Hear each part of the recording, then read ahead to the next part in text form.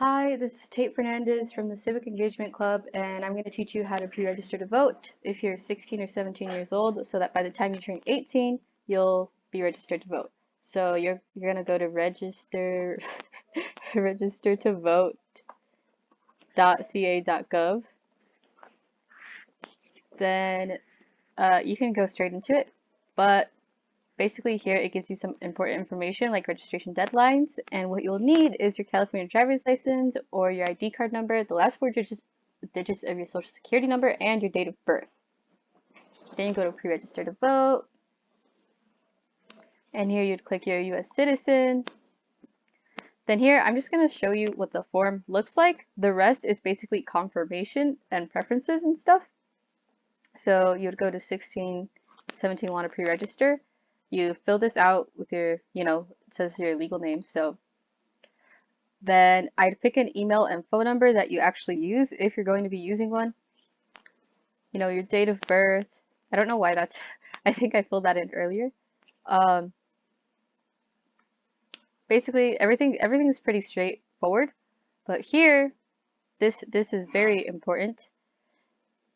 If you don't have your driver's license, ID number, or your social security number, you can pre-register, but you will need them the first time you vote, it says up here.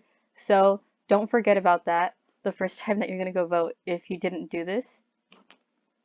Then something else that's important here is if you choose no party or none, you may not be able to vote for some parties' candidates at primary elections for US president. When I didn't know what primary elections were, this really freaked me out. So let me tell you that does not mean that you can't vote for someone for president if they're from a specific party, okay? Primaries are a completely different thing, which I'm not going to explain in this video, but just don't freak out too much about that. Now, for the rest, I'm not going to go ahead into those, but I'm going to explain to you what they are. So, for the rest of the form, it basically asks you first to confirm all the information that you put in, and second for like preferences and things that they can mail you. For example, like a first voter guide or something like that.